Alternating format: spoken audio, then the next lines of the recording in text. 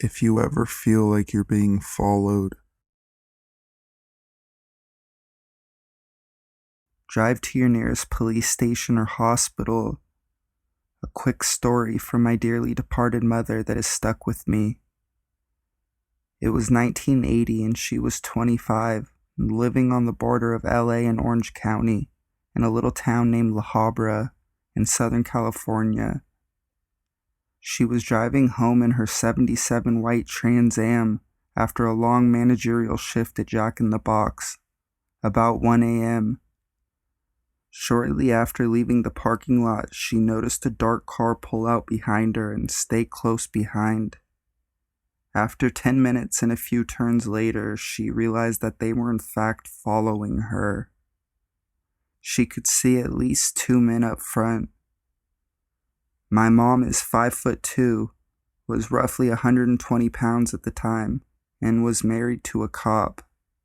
She knew immediately that going home was not an option, as her hubby was on duty. So she did the next best thing. She went to him and his co-workers. Once she turned onto the main street that the PD was located, the car sped up and drove off in a huff. She continued on and met an officer she knew in the parking lot as he was getting out of his personal vehicle. She was told over and over that she did exactly what she was supposed to. They went on to tell her that so many women just go home thinking they'll be safe inside, or try to lose them and end up lost themselves in a new place that they don't know their way around. Driving to a police department or a hospital is enough to deter most bad guys. Be safe out there.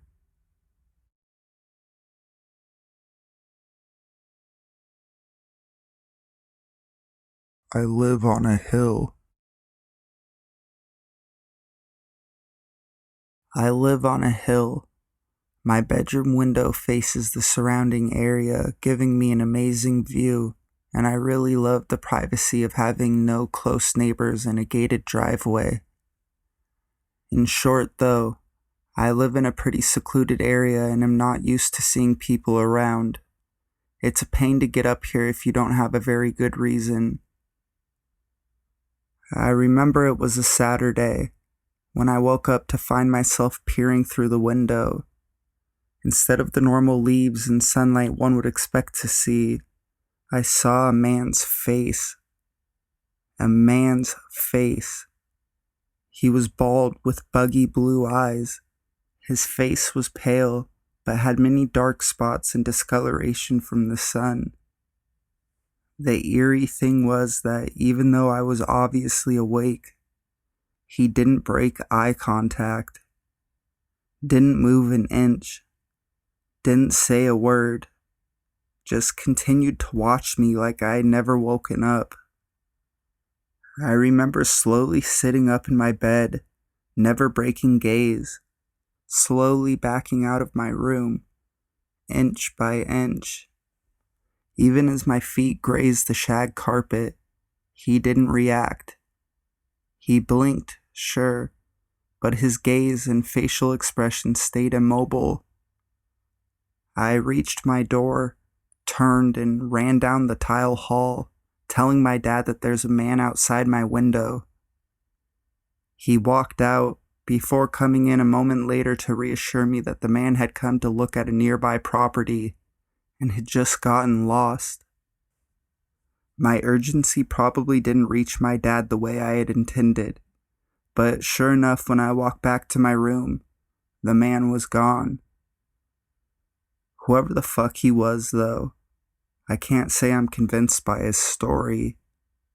The property he supposedly sought was a completely empty lot. Window man, let's not meet.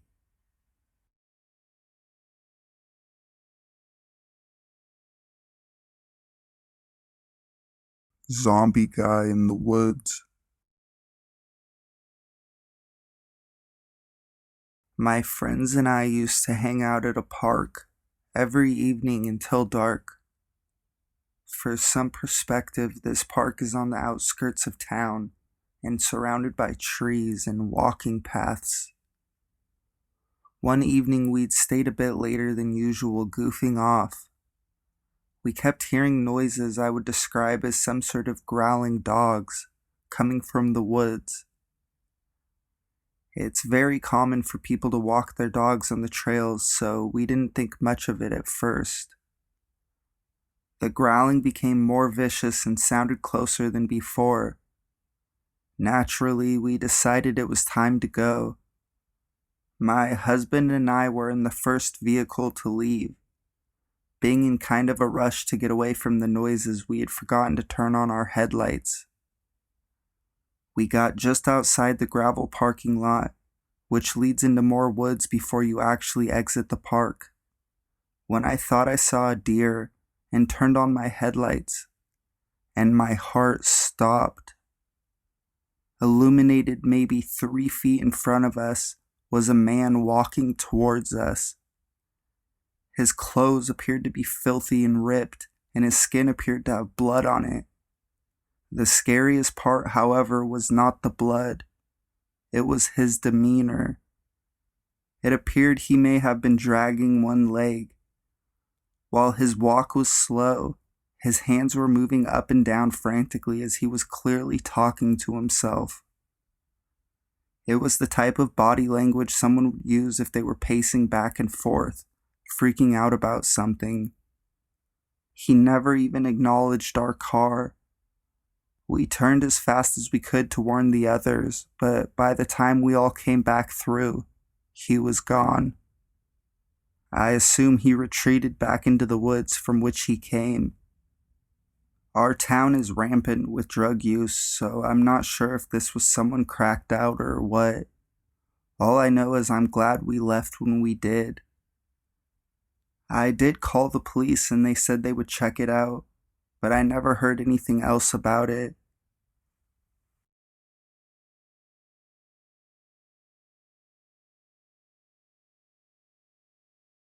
I hate public transport. Not a long story, but certainly creepy enough to suffice. Roll the years back to my mid-teens.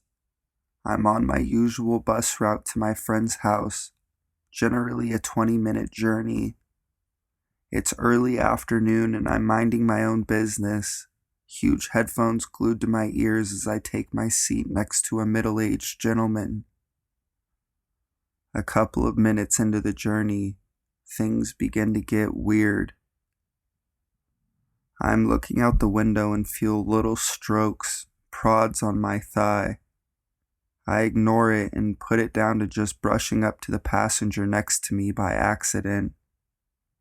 Soon after, it happens again, but this time my ribs. I look over to the gentleman next to me and he just smiles and immediately looks straight ahead. At this point, I'm slightly disturbed. May I point out I'm also male. I try to ignore it and just turn my music up louder. Then he proceeds to slowly tingle his fingers down my thigh again. As soon as I turn around, he stops and looks straight ahead. At this point, I became pretty agitated and wondered if anyone else was seeing this. I lift my headphone up on one side and ask the guy if he's got a problem. He doesn't acknowledge my question. Frustrated and extremely creeped out, I jump over him and stand at the front of the bus, itching to get off. He stares at me the remainder of the journey. My stop finally arrives and I keep praying this guy doesn't do the same. As I take my first few strides, I feel as if I'm being shadowed. Tentatively looking behind me, I see my new friend in tow, still smiling. At this point, I whip out my cell phone, call my friend, and begin to run my ass around the corner.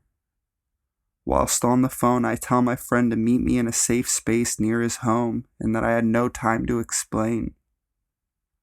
After meeting my friend and explaining everything on the way back, things were soon forgotten. Fast forward a few months or so, and the local news had an article about reports of a middle-aged man assaulting young men in the local area whom had not yet been apprehended. I never knew what happened with the guy in the end, but thank God we never met again.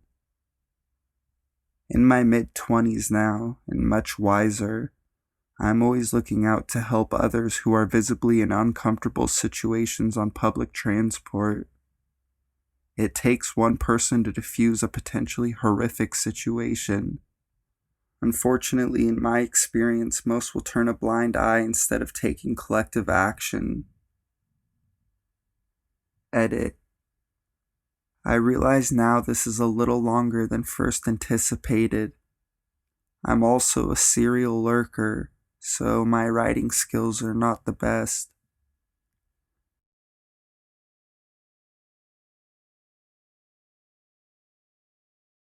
The Gypsy. This happened approximately 24 years ago, when I was a mere fetus in my mother's womb. My brother would have been about 1 year at the time. We lived in Portugal back then, and as we're from Denmark, we all have really blonde hair, a rare sight down there. I don't remember all the specifics of what happened, as it's a while ago my mom told the story. Basically, my mom, dad, and 3 siblings were at an outdoor market looking around, my brother being in a stroller. As markets tend to be quite crowded and young children tend to run around, my parents were trying their best to keep my older sisters in control, age 5 and 8. At one point, when looking down in the stroller, my brother was suddenly gone. As you might know, 1-year-old babies are not supposed to jump and run out of a stroller. This, of course, caused my parents to panic, but luckily my dad caught a glimpse of a lady running away in the distance. He ran after her and saw her holding my brother. She apparently thought he was lost and was trying to find the parents, which is a load of bullshit. It was quite clear that she was a gypsy having God knows what plans for him. Looking back at it, it is so strange to think that I might not have had a brother if my dad had reacted just slightly slower. We only stayed in Portugal for a few months after that.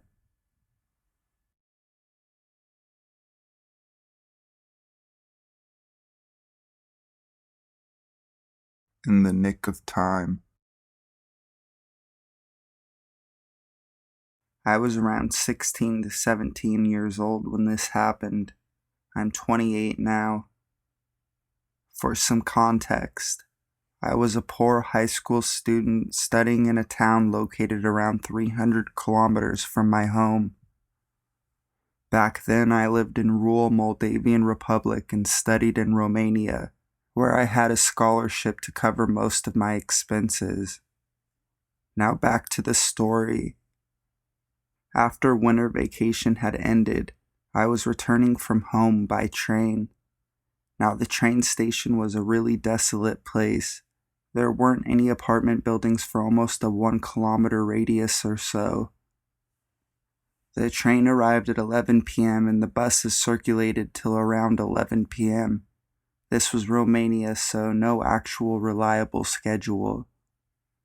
I was alone and there was a significant walking distance from the train station to my high school campus/dorm, but taking a taxi was far too expensive for me back then, and I didn't want to bother any of my friends or colleagues.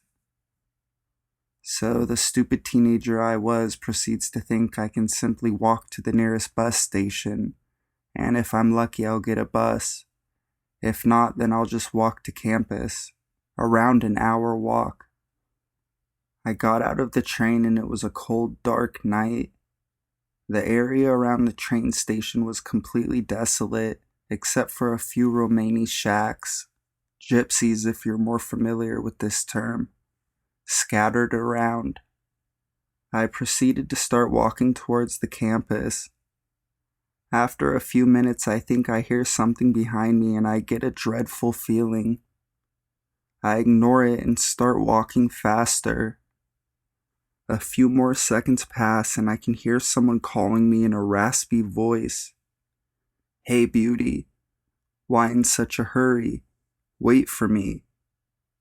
I am really creeped out, but I can't find the courage to look behind me, so I start walking even faster. The guy behind me keeps up. I can now hear his footsteps. I get scared and proceed to walk the fastest I can without actually running. I hear him behind me. "Now that's not nice. Where do you think you're going?" I turn my head and see a dirty, shaggy man in his 30s. At this point, I am really scared. Beyond trying to keep my calm, scared. The area around me is pitch black and silent. There are no houses, no people, and even no streets that have any traffic around. And I don't have a cell phone. This happened more than 10 years ago in Romania and I was poor. I proceeded to run. I ran as fast as I could towards the nearest populated, circulated street I could think of. I can hear him running behind me, not only keeping up, but catching up on me. I reach the nearest circulated street and he is 2 steps behind me, yelling angrily, "Where do you think you're going?"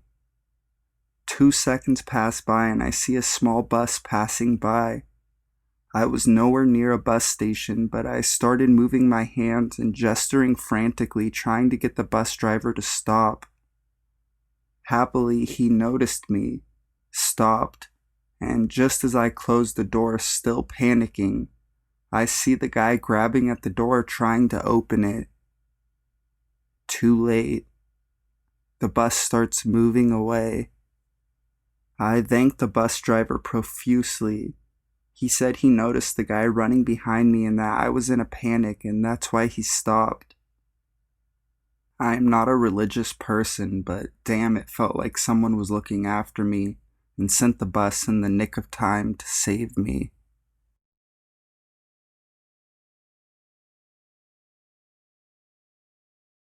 Some weirdo stole my brother's bathing suit.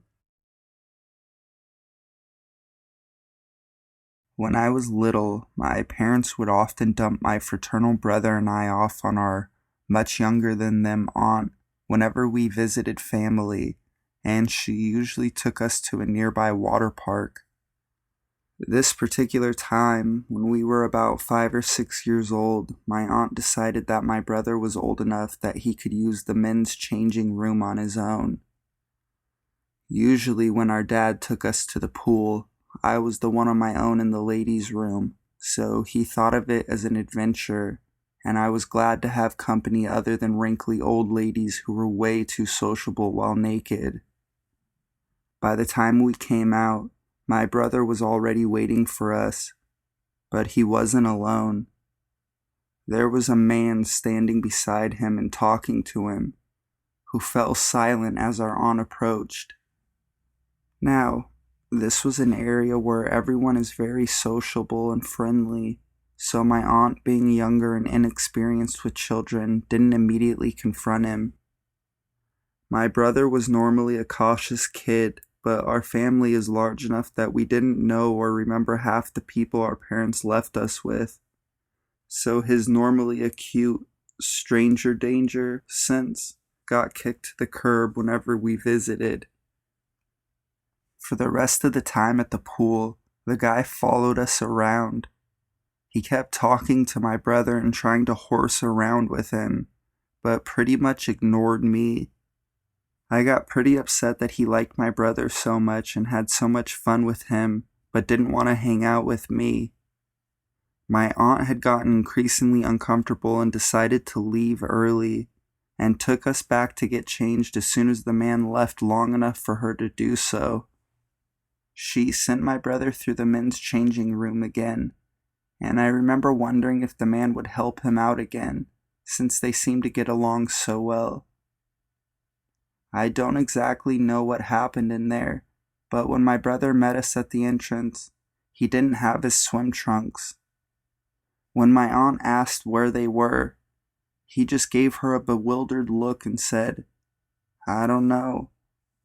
My aunt was about to ask someone to look for them when the man from earlier jogged up and said, "Here they are. He must have lost them."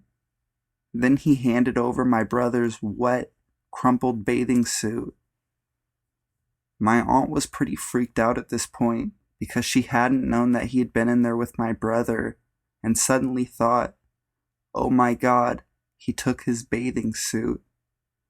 So she stuffed it in her bag, grabbed our hands, and power walked us to her car. My brother has no memory of this incident, thankfully, but it makes things a little hazy detail-wise. And my aunt, for some reason, didn't tell our parents.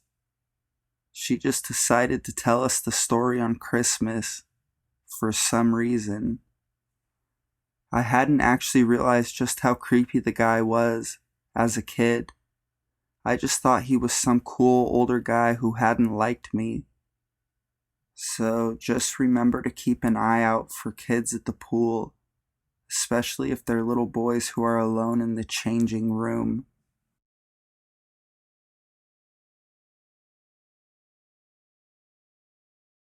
I think I will always be followed. People seemed to like my last post about my neighbor, so I thought I would make another about a more recent experience. At the age of around maybe 14, 15, I just discovered a website named ask.fm, if any of you remember that. If not, it is a website that allows anonymous people to send you questions, which you can then answer publicly. I used it mainly to send my friends dumb questions about boys in school. For months it was all fine and fun for us. I remember being on Skype with my best friend at the time, Liv, when I received a question telling me exactly what I was doing and wearing at that exact moment. Naturally, I thought it was Liv messing with me, so I confronted her about it. She claimed that she didn't do it, but of course, I didn't believe her and naively assumed she was just trying to scare me. A few weeks went by, and by then Ask FM had been mostly ignored. People had started to move on to other apps and websites. On a whim, I decided to check my questions and found a bombardment of questions from an anonymous person who called himself Sean, again, detailing what I had been doing and wearing on certain days. At this point, I started to panic. I didn't tell anybody, however, as I was a complete and utter idiot.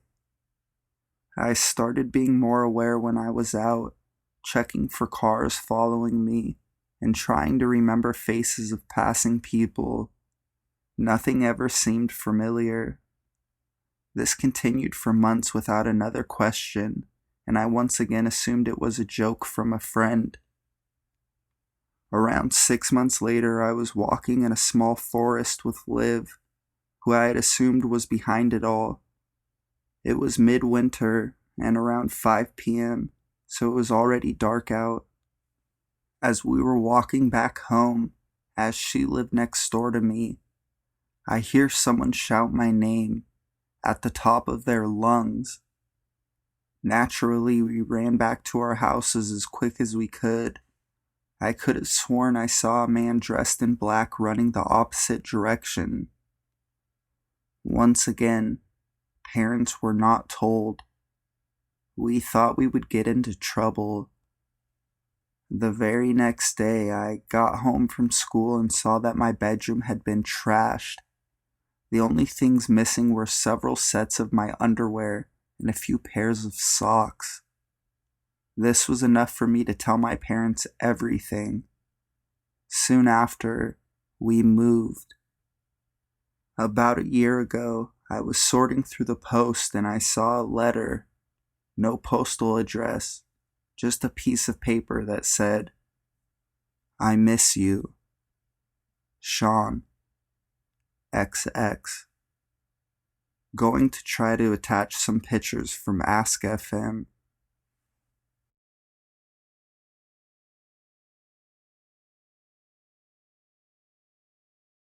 The weirdest gas station in northern Pennsylvania. Note that I am not a native English speaker, and ironically, this is the second story where being multilingual has somehow helped me. I recently drove from Philadelphia, Pennsylvania to Buffalo, New York with my cat. The ride was long, but we were making decent time for the most part. She and I had gotten up toward right before you got into New York. It was around 5:30 p.m., but that also meant it was pitch black out too. We had only stopped once to get something at McDonald's, and I drank their iced tea quickly to try to stay awake. I definitely had to pee. I didn't want to leave my cat in the car, so I put her leash on and we walked into the gas station. I said, "Do you mind if we use the restroom here?" The man behind the counter said sure, and she and I entered into the bathroom. She sat on the counter while I did my thing. The store wasn't empty. There were some dudes around browsing for honey buns, tasty cakes, and cheaper cigarettes than those in New York. There was a woman talking to the counter guy up front. She was probably like a regular based on their seemingly familiarity with one another. My cat jumped about a foot when we heard the doorknob rattle. I laughed and said, "Sorry, it's occupied right now." My cat is a trained animal. She is trained to handle people, stimulating situations, crowds, and relatively loud noise. She hates cars, though. I looked over at her after the jump, and her tail was as full as could be, and she got low and slipped into her favorite position on my shoulders. She dug into my hair with her nails and did the little grumble at me as she does when she wants to be let outside. The doorknob rattled again, and she reached out towards the door, like in a quick way, like a strike.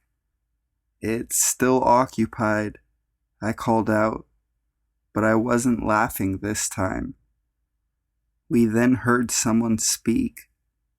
It was a man's voice, and honestly, it kinda made my blood run cold.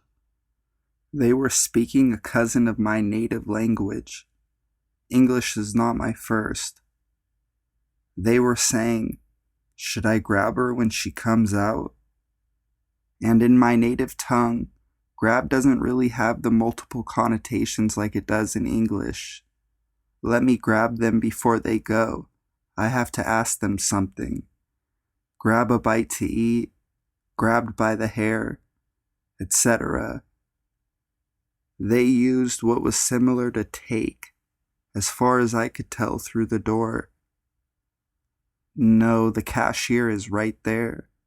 We can go stand outside. I think her car is the blue one." My cat did her angry grumble bug sound, and I tried to pet her to reassure her. There weren't any windows in the bathroom, and my car was parked unwisely around the side of the lot. I parked it a little away from the lights because I had a lot of stuff in it and I didn't want the items to be lit. It was not the blue one. We heard their steps retreat and we sat there for what felt like a long time. We both jumped when we heard someone knock on the door. "Come out quickly and my girlfriend will lead you through the back to your car. They are standing out by the pumps." It was counter guy and who I thought was the regular. I opened the door and she ushered me to the back. Not smart, but I didn't know what else to do. She opened the door and I could see my car about 20 feet away.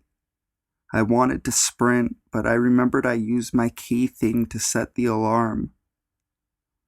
I unlocked the car with my keys and the alarm went off. I have deep cuts from my cat from this. Sorry, madame. I threw myself into the driver's seat, unlocked it with the key thing, and quickly pressed the button to lock it again. I felt my heart in my throat as I threw the car into reverse and got the fuck out of there.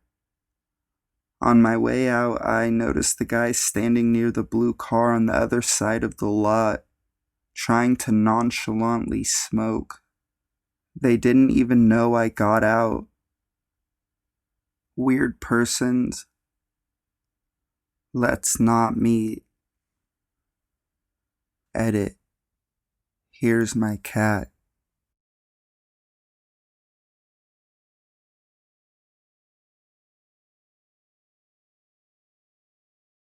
My dumbass almost became a statistic.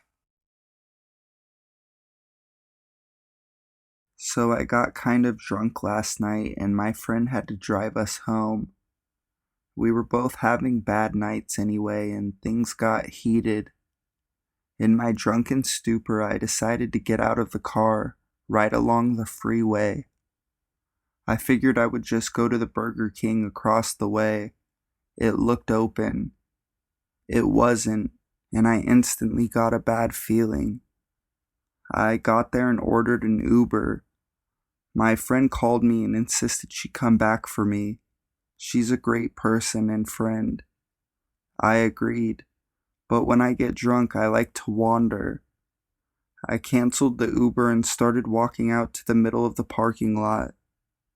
That's when I saw one of those 90s minivans, forest green, beige interior, creeping up on me. I started backing away towards the light. He swerved and started speeding up, his tires screeching. I pissed my pants and started running towards the busy street. He parked the van, got out, and started fucking chasing me. I started running at every car, desperate trying to get their attention. No one stopped.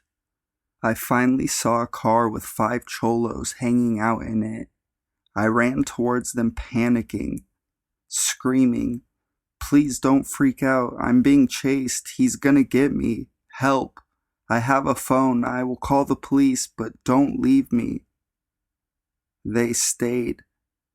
I am very thankful to them, even the guy nervously giggling in the passenger seat. A cop coincidentally pulled over a drunk lady dressed as a cop and let her go to assess my situation. My friends came back for me right on time. The guy was trying to slowly drive his van back around the Burger King. The cop went after him. I went home and smoked weed. Don't know what became of that creepy guy in the van, but I'll be on high alert for him now.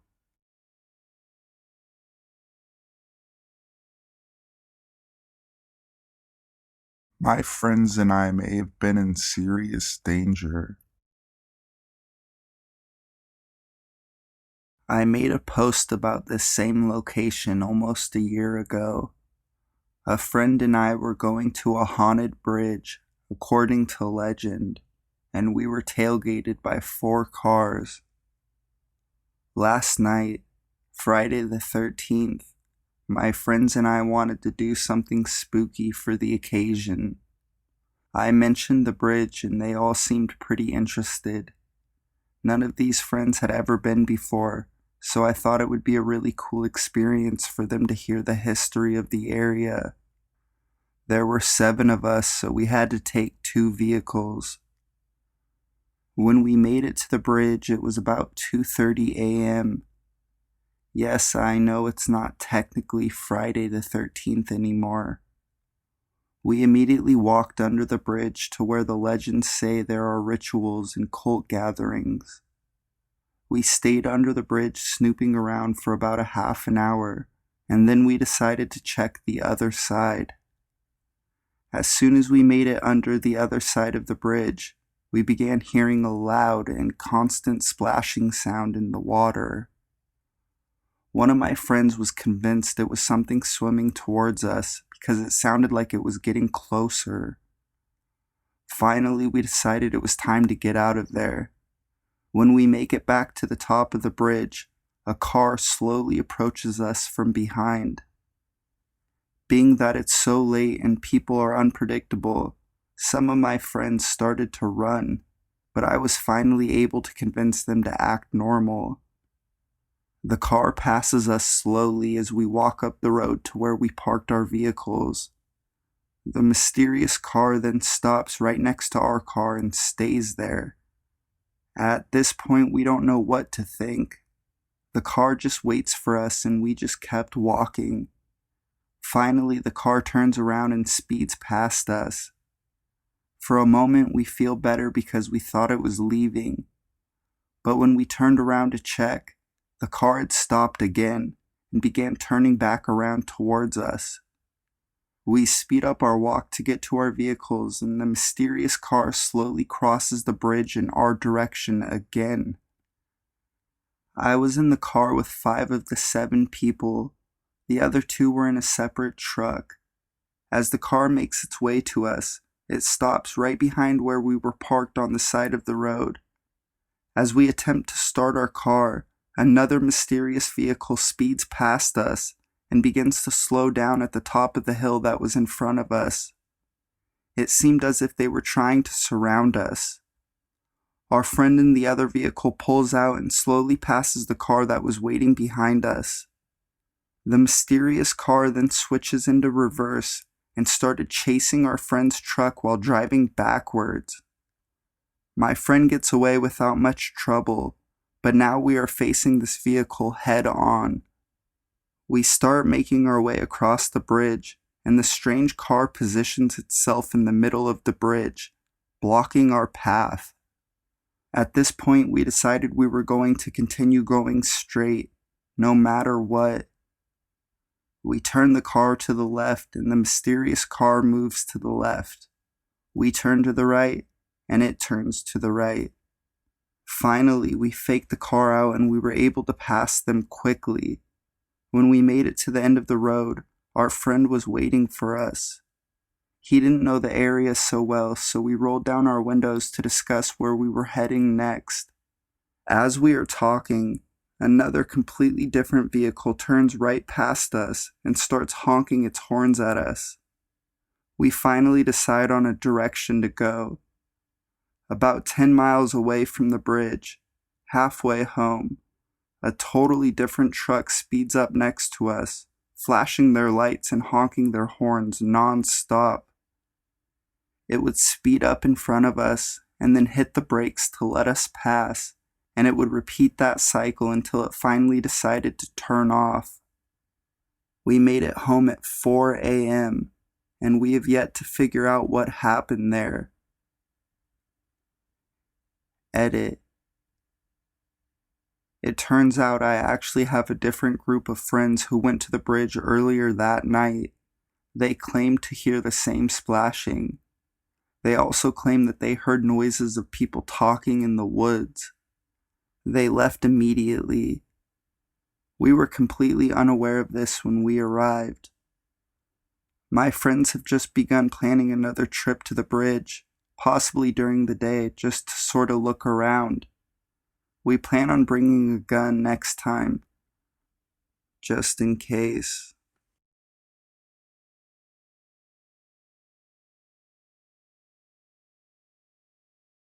That one roommate. This happened earlier this year on the last day of August. I had just come back from spending the summer at my home and was gearing up for another year of school. My girlfriend and I drove back from the airport, and we were coming into the student complex where we lived. Standing outside smoking is this man, Toby. Neither of us liked Toby very much. He had been living in the downstairs apartments last year and had been really creepy to one of our floor mates, Sarah. So creepy that he had been banned from the upper floors. So we mostly ignore him. Toby, however, never lets a chance to socialize pass him by, so he says hello and tells us that we can't get inside. This is because the doorknob is missing. Weird, but the building was only renovated into a student complex the year before, and it was kind of trashy, so we didn't think anything of it. I put the doorknob back on as Toby wanders down to the end of the walkway to yell obscenities down the street. That's a little worrying because even though Toby is kinda creepy, he's not violent or overtly aggressive. We slip inside, think he must be drunk, and settle in to go to bed since my plane got in late and it's around midnight. Sleep, it turns out, was impossible. Toby, in a rage, is yelling and carrying on. He comes in and out of the house. It's never locked. We live in a very small town and students keep forgetting their keys, so no one ever locks up. Banging doors and stomping around. Now, most people moved out at the end of the year, and we're not even sure Toby lives here anymore. We decide it's fine. He'll tire himself out. He's not hurting anyone. Just ignore it. About an hour and a half later, Toby is still at it, but now he's outside our window. We're on the side of the building that is next to the other building, as opposed to looking out onto the driveway or the garden. And next door, they're turning that building into more student complexes. Toby is banging on the chain link fence, swearing about his house right outside our window. At this point, both my girlfriend and I are concerned for our safety. The yelling and banging are incredibly violent and show absolutely no signs of abating. So we go out and lock the doors and call the police. The police take a while to arrive, but Toby is disturbing the peace, so they have a talk with him, tell him to quiet down, and go to bed. They come and talk to my girlfriend, who called them, and they leave, telling us to call back if things keep up or get worse. This is the end of it, we think. For around 15 minutes anyways, everything is quiet. Then Toby discovers we've locked the doors. He is not happy about that. The yells of obscenities laced with, "This is my house, get louder and louder. He goes back to beating up the chain link fence and yelling down the street at drunks coming out from bars. But mostly he's outside our window. Then there's a brief silence followed by the sound of shattering glass. Toby threw a rock and broke one of the windows in the room next to ours. Had he been one window over, it would have gone straight into our room. We called the police again, now very scared for our personal safety. Luckily for us, however, Toby stopped throwing rocks at windows after that, possibly because the windows are about a story off the ground. The yelling and the banging at the chain link fence and the front and back doors didn't stop though. Not until the police came and took him away. We saw him for a few days later, after we learned that, in fact, he did not live in the apartment anymore, sitting on the grass by the driveway on the phone. He gave us the worst look when we got out of our car. Luckily, I haven't seen him since, and I'll be happy if I never run into Toby again. Epilogue. The government is pressing charges, but who knows how that will end.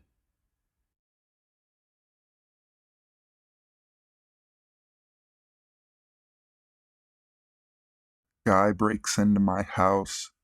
PCP. This is the point of view of myself, Dad, and my sister. This was about 2 years ago when I was 16. It was Monday morning, like around 6 a.m. My dad, 2 sisters, and myself were at home sleeping while my mom was out at the gym. My sister had heard someone ring the doorbell. She was about to get up and answer it when she heard my dad's footsteps heading towards the door, so she went back to sleep. That's when she heard my dad's footsteps go from walking to pacing back and forth around the house. She heard my dad talking to the cops saying that someone was on our front lawn and if they can come get him. Fast forward to almost a half hour later, and that's when I woke up to my dad screaming. At first I was thinking that my parents were fighting, but then I heard a window break from my parents' room. That's when I got up from bed, got a bat, and went out. And just as I was getting out from my room, and my dad was closing his door to his room, I saw this huge guy. He reminded me of Mr. T, climbing inside through the window.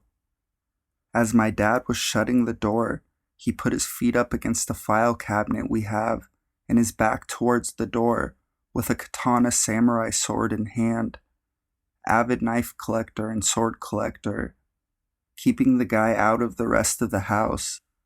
While my dad was doing this, he was talking, screaming to the 911 operator, saying that this was the third time he'd called the cops and nobody had shown up, and the guy was inside our house.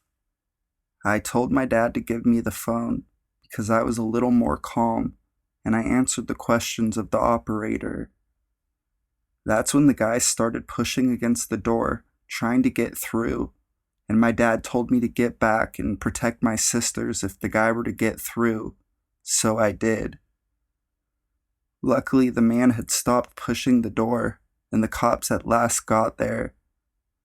2 cops went inside the room with tasers drawn and told the man to get on the floor. He just looked at them and started walking towards them, and that's when the cops fired their tasers, and all the guy did was look at the darts and say, "Ow," and then proceeded to take them off. At the end, the cops were able to talk him down and get him in cuffs. The cops told us he might have been on PCP and was just looking for a place to sleep because he only had on shoes and shorts. What my dad told us afterwards was that the man had opened the side door and went around the back and went inside the dog's house to sleep. We used to have a big husky before he passed away, and then afterwards got on my scooter I'd left outside and smashed my parents' window. He climbed in and got my mom's iPad and went onto YouTube looking at the most popular videos. My mom got home to a scene of 6 squad cars and 2 fire trucks outside of the house. What's crazy is that my dad was going to the gym as well, but he got lazy and slept in. I don't know what would have happened if my dad wasn't there, but I am grateful he was. Also, glad that the man didn't break in through the front, because then we would have had to fight this guy, since he would have been near my sister's room.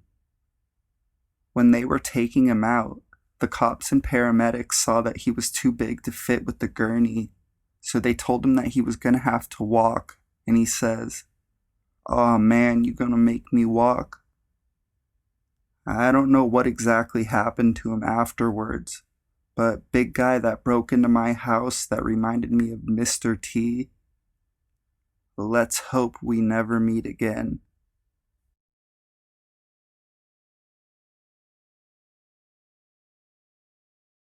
I don't trust taxi drivers. I grew up in a small, remote town. We had no public transport except a random bus that showed up once a week to take you in or out of town. I first left home at 17 and moved to a large town. When working, I often finished work between 12 to 4 in the morning. If I didn't feel like walking or I couldn't get a ride home, I would call a taxi. On several occasions, I encountered drivers that would seemingly purposely drive me to the wrong places, despite their navman and my directions, for extra cash. Or on one occasion when I had 2 $50 notes stuck together, and the cab driver tried to take both, telling me I gave him one, At the time, I lived with a housemate who was hardly home, which meant at 17, I basically had an entire house to myself. Despite some incidents with taxi drivers, I wasn't aware of how damn right creepy some of them are. I'm in my 20s now, and people I've encountered tell me how some taxi drivers tried to molest them in the cab, rob them, kidnap them, etc. With my story, it was about 1 to 2 in the morning. I caught a cab and the driver was asking me fairly basic questions like most do, such as, "What do you do for a living? Are you local?" etc. The chat eventually changed to about where I was living. I made a comment that like 3 weeks out of the month, I get the house to myself, which the driver replied, "You probably shouldn't tell people that." Then somehow the air felt like it was sucked out, and I stopped talking to him. He did continue trying to get me talking. After I paid, he sat in the taxi with the lights on in the driveway. I originally thought that he was turning around, but he was there for ages. I heard a car door open and close when I was upstairs, and I ignored it until I heard the neighbor's dog bark. With the dog, it lived in the backyard of the neighbor's house. Whenever someone went through our side gate to our backyard, it would start barking. I freaked out and immediately turned out all the lights in the house. I also got my bedside weapon, then listened because I knew someone was in our backyard. I could hear someone trying all the downstairs doors and windows. I started calling the police. When I called the police, I was whispering into the line and ended up talking to the bitchiest woman on earth, who talked to me like trash. Also, no matter how many times I repeated the situation, she was like, "So a taxi driver is at your house? Did you order a cab?" I eventually heard a car door close and the taxi left. After telling Bitchface this, she told me that she'll get me fined if I prank called again. The next day, I found large shoe print tracks all around the house, like someone walked around it several times. I'm 100% sure that the taxi driver was trying to break in, and I don't think it was for a robbery.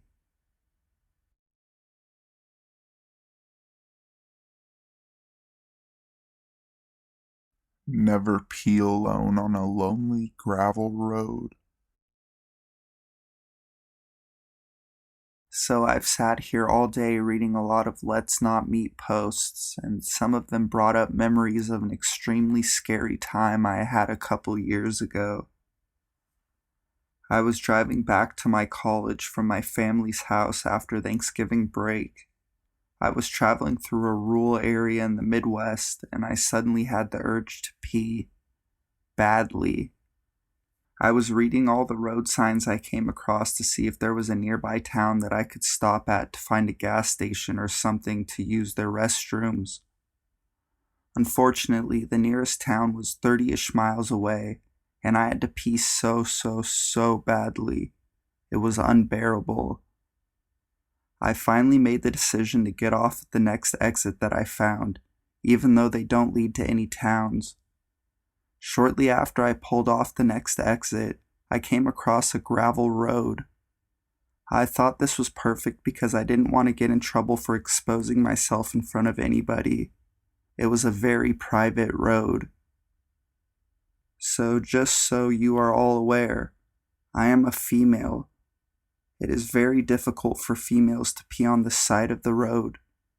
I thought the best course of action would be to take my empty McDonald's cup and pee into that. I did just that, inside of my car, just in case anyone drove down the lonely road. I had finished my business and dumped the cup. I did not litter, only dumped the contents, into the grass on the side of the road. I was starting my car and getting ready to turn my car around back the way I came, when I saw a bright red car speeding down the road that I was on. It startled me, but they drove right on past. I thought to myself, must be the locals out messing around. I started to drive off and I saw a dingy, rusted red pickup truck coming down the road after the car. They too drove past me. As they passed, though, I saw two male passengers who were staring straight at me. This freaked me out, but I told myself all the more reason to get a move on. I still kept my eye on the pickup truck, though, and I saw them turning around, coming straight at me. This freaked me out so much I decided the best course of action would be to drive in their direction, continuing on the gravel road as opposed to turning around, giving them the opportunity to chase after me. I drove right by them again and saw that they were grinning at me.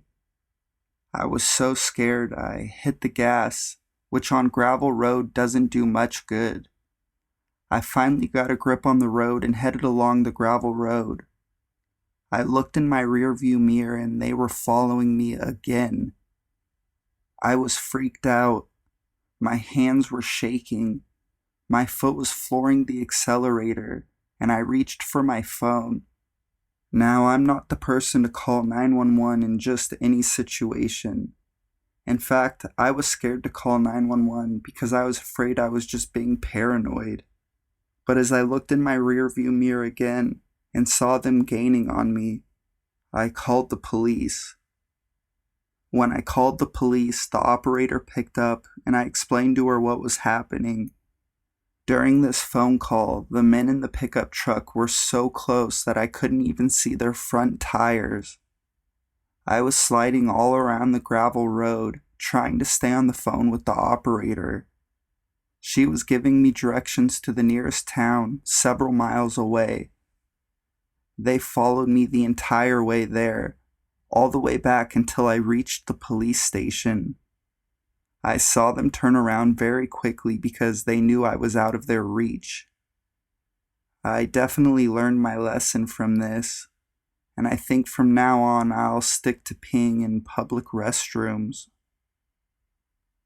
So, creepy men in the pickup truck, let's not meet again.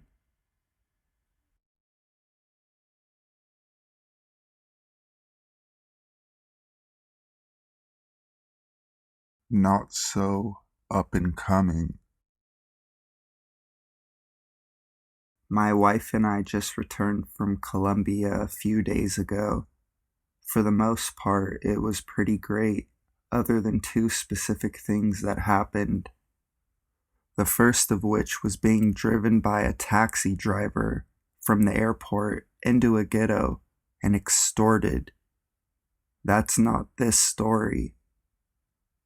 In general, we are adventure travelers and try to avoid touristy places, but I read some pretty great things about an up-and-coming neighborhood and wanted to give it a whirl.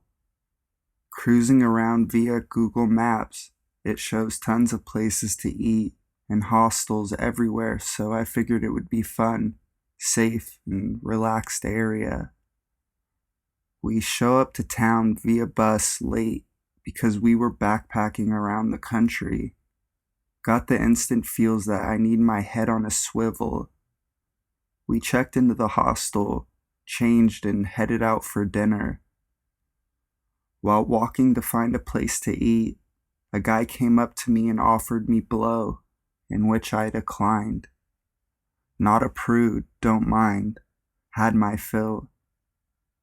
Need to augment the story briefly to paint a better picture. I am 6'2", 200 pounds, and in no way afraid to stand my ground. She is 5'8", in killer shape, with some cosmetics done. She stands out on her own, but I realized we weren't dressed down for the scene. We find a restaurant and sit at a table by the open door to the street. I notice over the course of a half hour, the same guy is lingering and walking by the place a few times. I told my wife I was feeling uneasy and wanted to step outside without her to get my bearings. Also, in my head, it was wiser for me to venture out and face whatever is happening alone and not have to worry about her. I step out, walk a few feet, and light up a cigarette. The guy comes up to me again, asks again. I decline again. He walks away and begins talking to a group of 3 more guys. I see them coming towards me, so I start walking to a busier corner and hang a right. They do the same. I realize the corner I stumbled onto is filled with more of the colorful characters, presumably prostitutes, more dealers, etc. Not my best choice. At this point, I figure I am fighting or running. Not knowing the language or area, I ran and figured out a big square to make it back to the restaurant. I was telling my wife what happened when the owner of the place overheard me. She was asking me questions and then called the police. I found out through her and the police that these guys have been mugging foreigners, and each time the outcome was getting worse. Noped the hell out of that neighborhood the next day.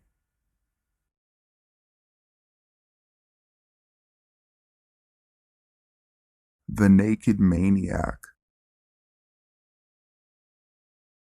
I realize that my story is probably not all that horrific compared to others, but it caused me a great deal of stress and fear at the time, so I'm going to tell it anyway.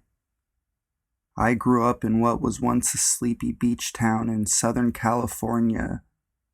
It is all bars and tattoo parlors now, but in the late 60s it was a safe, family-friendly place to grow up.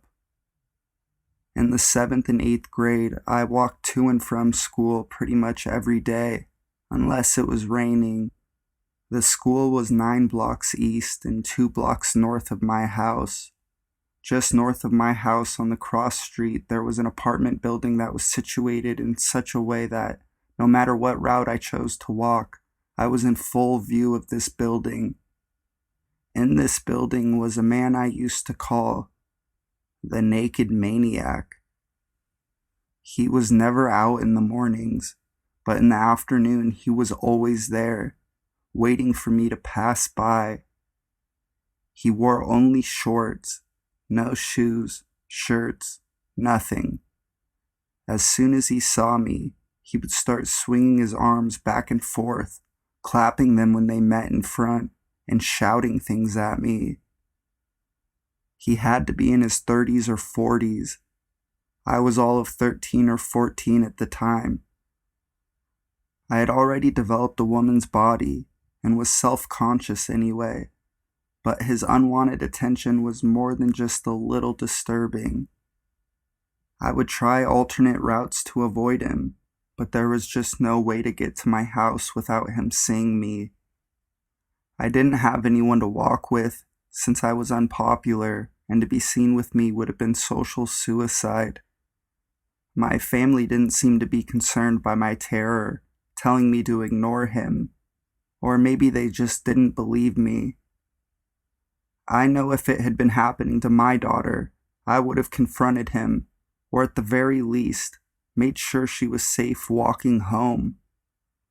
This man knew my schedule and knew where I lived. He made it a point to be there to greet me every day. I am sure he thought it was funny to scare a young girl, but I failed to see any humor in it. In fact, it made me afraid of men for a couple of years. Luckily, we moved to a different neighborhood in the 9th grade, so I no longer had to walk by his apartment.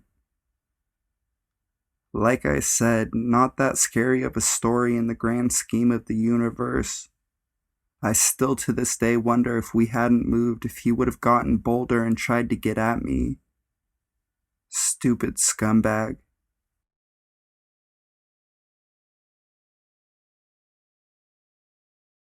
Man in the Closet.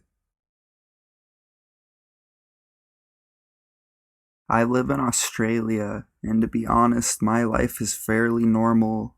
I live in a good neighborhood, and nothing creepy has happened to me in a long time, except for one occasion.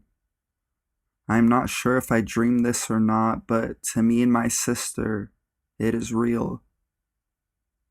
When me and my sister were about 5 or 6, we lived in a small town where everyone was fairly nice and friendly. The house in which we lived in was a house provided by my dad's work, and when he got fired, we had to move, but that's not relevant.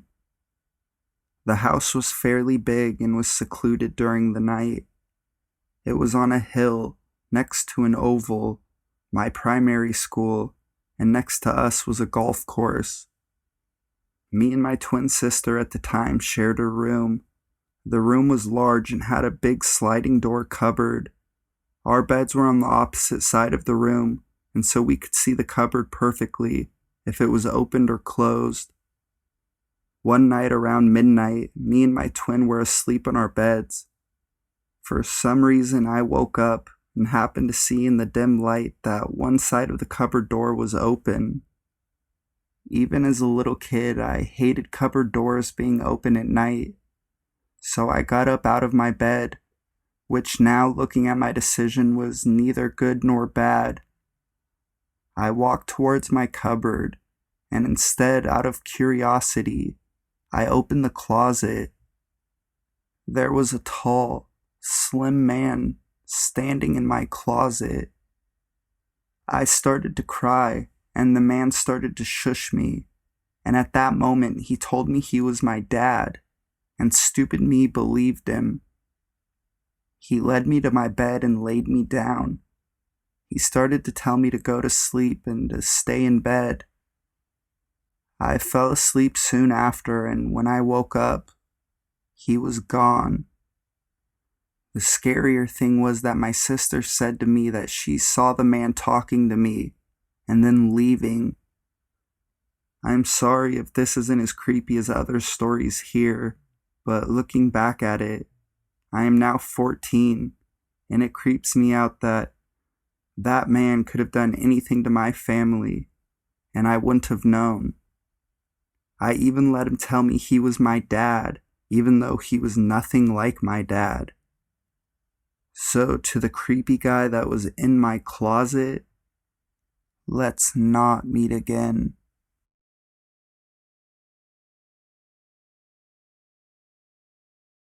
Mine is bigger. I was working as the only cook shortly after high school. Looking back, everything about that job was incredibly sketchy, including the owner. Being that it was a sketchy lounge, it was open late and had some creepy clientele, so normally I didn't end up finishing with cleaning the kitchen till it was at least 2 a.m. Now the entrance to this lounge was already down a pretty sketchy street, and the dumpster was down an even sketchier alley.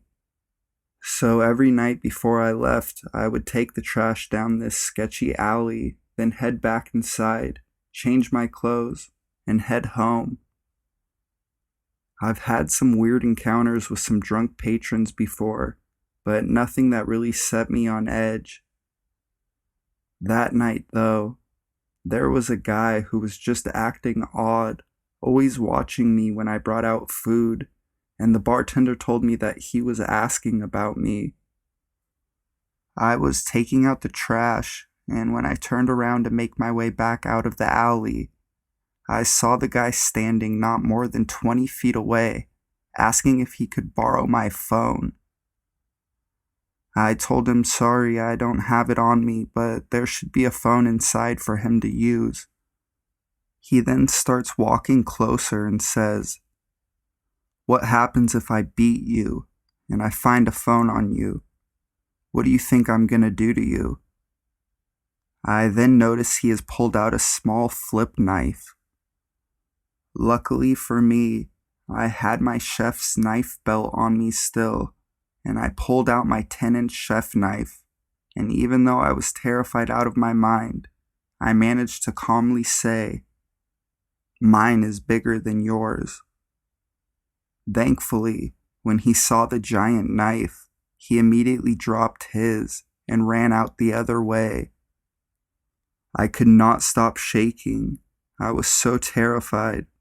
But when I went inside and told the bartender, she called the cops and they came and took my statement, but nothing really came of it. I don't know what he wanted, if he was trying to rob me for my phone or trying to rape me, but I hope I never meet him again, because everything I've read on knife fights, there was no way I would have come out of that without serious injuries, or even alive.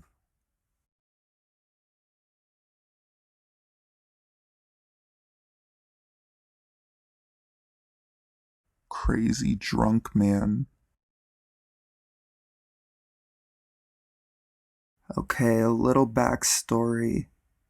This was 1992-93. I was 18, just graduated from high school and recently got married to my ex-husband. Yeah, I know, dumb as hell, but that's a whole other story. Anyways, I was working at a convenience store, one that specializes in ice cream as its main focus. I worked my way up from ice cream clerk to assistant manager. I had started my shift at 3 p.m. and had to close the store at midnight, but typically didn't finish till 1 to 1:30 a.m. I had some paperwork to do, clean, stock, etc. The clerk that was supposed to close with me had an emergency, so I was stuck doing the whole shift by myself. It was a fairly steady stream of customers during the afternoon, and everything went great. Forward to about 8 p.m., the customers started slowing down, so I was able to do some of my work. Then this man stumbles in about 8 p.m. and went straight to the beer cave. I could smell the alcohol on him as he walked by me. He was about 6'3" and dressed in a tuxedo. I made small talk with him, as it was just he and I in the store. He told me that he was at a wedding reception down the road and they ran out of beer. I made my way to the register and waited. I knew I had to refuse the sale because he was already inebriated. Anyways, he gets to the register and places the alcohol on the counter. I grabbed the cases and started putting it beside me, behind the counter. That was our policy. And I said to the man, "I'm sorry, sir, but I can't sell you this as you seem very intoxicated." Within seconds, he started screaming and yelling and threatening me that he was going to hurt me and torture me. Towards the end of the rant, one of my regulars walked in, and the crazy drunk man left my store. But before he left, he said very loudly, "I'll see you when you close the store, bitch." The customer that walked in stayed with me until the sheriffs arrived. They took a report and looked at the video footage and noted the car make and model and what he looked like. I finished my shift, start cleaning and mopping. I notice a car pull into the lot but stay at the far end, running but lights off, so I keep on mopping, not paying no mind to the car. I go to take the trash out, lock the door behind me, policy again, and realize the car is still there, and I could see that it was the Tuxedo man from earlier in the evening. I about pissed my pants, threw the garbage onto the dumpster and literally ran to the store, unlocked it, ran inside, and locked it again. I went to the back and got the phone and called the sheriff's office and told them that the guy was waiting outside with his car running. They were there within mere minutes. Very small town. I stood in the store watching them approach his car, get him out of the car, and slap the cuffs on him. He told the police that he was mad at me and was gonna take care of me. They searched his car and found duct tape, zip ties, a loaded gun, and a shovel. The police told me he was beyond drunk, 2 times the legal limit. I was scared for weeks after. After that, the manager made sure that there was 2 people on at all times. Don't know what happened to him after his arrest. So crazy, drunk, tuxedo-wearing man. I definitely don't want to meet again.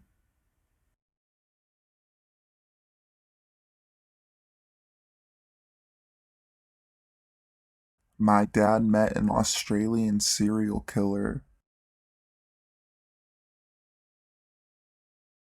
Back in the 1980s, my dad and his buddy decided to travel the world. They went to a number of places, including Japan, South Korea, Thailand, Taiwan, Australia, and New Zealand. It was in Australia where my dad and his friend were approached by a man. He was tall, about the same height as my dad, with black hair and a mustache. Now note that it was obvious that they were tourists. They had their backpacks on and a Canadian flag patch on each. A man approached the 2 of them and struck up a conversation. My dad says instantly he got a bad vibe from the guy. But for the sake of being polite, my dad and his friend, who isn't known for a sense of self-preservation, continued chatting to him. The man asked my dad and his friend if they had a place to stay. When they admitted that they didn't, the man said, "You know, I've got a buddy who lives just a short bit away. In fact, there's a whole community who love tourists. I'll give you 2 a ride." Dad instantly got red flags and they told the guy no. He seemed to get pissed and kept insisting, but Dad and his friend kept insisting that they would be fine. Finally, he left and the 2 found somewhere else to stay. Years later, Dad told me this story and I got curious and decided to do some digging. I went onto a Wikipedia page and I pointed out the picture of the man to my dad, and it matched. The man that they encountered was Ivan Milat, a serial killer who was famous for the backpacker murders. His first killing started in 1989 when my dad and his friend went to Australia. He has killed approximately between 7 to 12 people. I'm glad that my dad listened to his gut and didn't go with him. Otherwise, he would not have met my mother and later adopted me and my sister.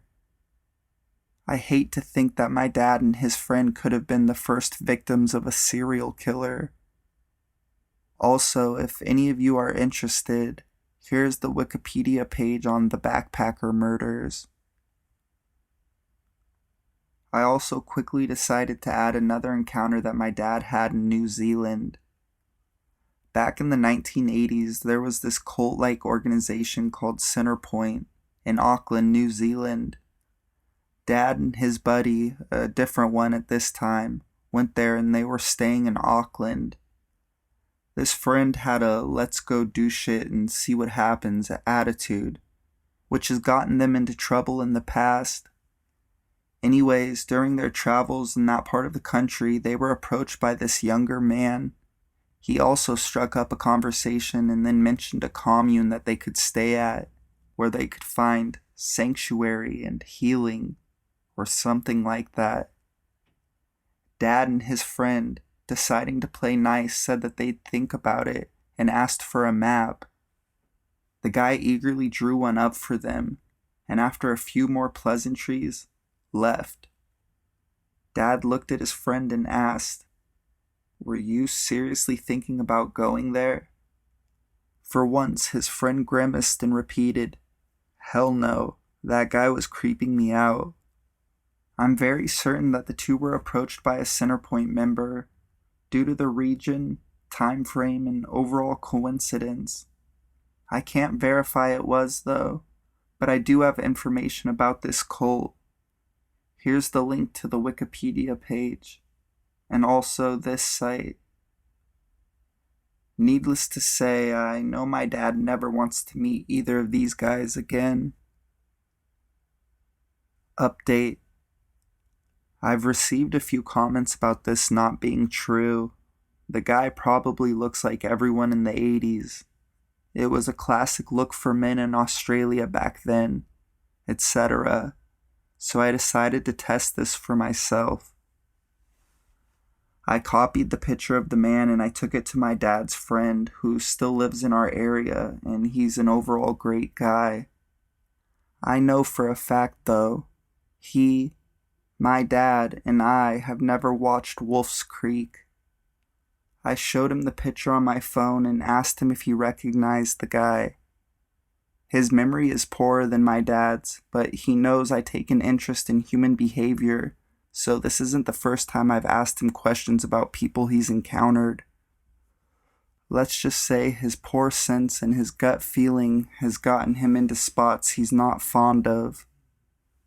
I will write what he said, and I quote it. "Yeah, he was that creep that talked to me and your dad when we were in Australia. I mean, it looks like him. I'd know those creepy eyes. Let me guess, he was in a satanic cult or something. If that doesn't prove something, I don't know what will.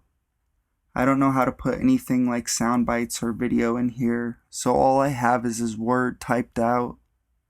I hope this counts as truth to you all. P.S. I still can't confirm the New Zealand cult guy.